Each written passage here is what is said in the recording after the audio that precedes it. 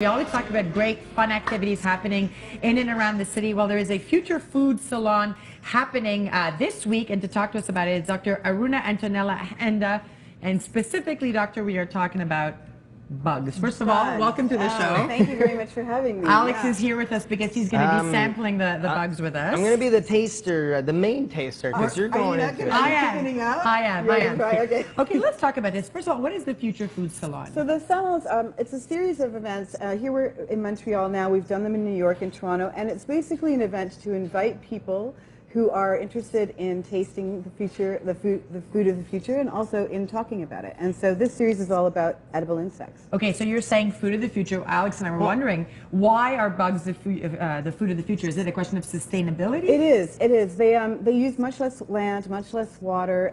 They have a really great feed to protein produced ratio. And they're actually tasty. Feed to protein produced ratio. So when you feed a cow, you feed a cow 10 pounds of feed and you get 1 pound of beef. Yeah. When you feed a cricket 1.7 pounds or kilos of food and you get 1 pound back. 1 pound back. Yeah. But this would mean that these bugs actually have nutritional values to They them do. if They're going to actually be the way of the future. comparable in protein to chicken and pork. Wow. But they're lower in cholesterol and they're higher in omega-3 heart healthy fats. So everything really nutritious. pretty much. Yeah, no, it's kind of a no-brainer. It is. You know, you're saying that, we're looking at it. Some of this looks more appetizing than the other. We have to say, Wednesday there's an event at the Insectarium that is open to the public. Thursday you have a dignitaries banquet, which makes me laugh because it's going to...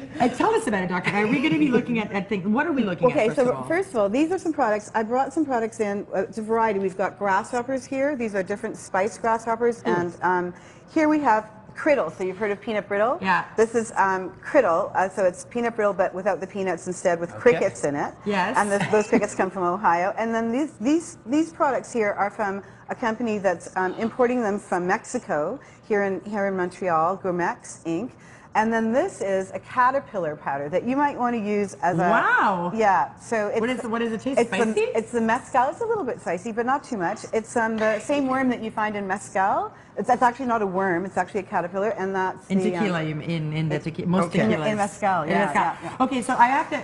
Alex and I are looking at this before we try this to see how I'm going to delay this as much as possible. What do you tell people who say, you know, I'm looking at this and it doesn't look very appetizing? What do I do? I'm not going to lie. It doesn't look appetizing at all. No, this one looks okay. So I'm gonna tell you, that's a very good question. So some people, when they come to this salon, are a little bit queasy, and they won't go for that. They'll go for something where it's an appetizer or a canapé that they can't even tell. You wouldn't know that they were bugs. Completely disguised. Well, because this one here, it could look like a sugar bar or something. Yeah, they're peanut brittle. Yeah, it is. Okay, so we asked the chefs to do a range so that there are some where you really can't tell that there's insects in them, and then there's some where you can sort of see them poking out of maybe a crepe or something, and then there's some like this. Now, some people come to the salon, and this is what they head for first because they're really determined to try. All right, well, listen, and others work their way up to that. I already picked mine before. This one's nice and full. I'm going to try this one. See, it's nice and full here, still ready to go. I'm just going to go for it here. Do it, and then I'll do mine. Oh. What does it taste like? Oh, it's fantastic, Joanne. It's just really fantastic. Good. It really is good. Oh my God! Oh, what do we have here? So that's just another... The grasshoppers. The grasshoppers, and that's just a different... That tastes good, but I can't get it up. They're not seasoned. These ones are seasoned. Oh, the grasshoppers are actually not bad. Yeah.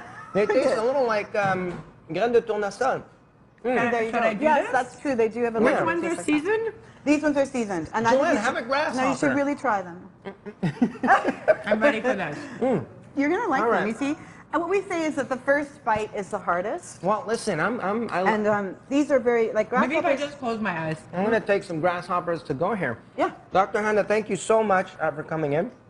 It was the first time for me, and I can now say I'm... Psychologically, it's bad, but it actually tastes like It's actually tasty, right? Hey, stay tuned to Breakfast Television. Coming up, away from the bugs, we'll be talking to Pierce Brosnan in entertainment.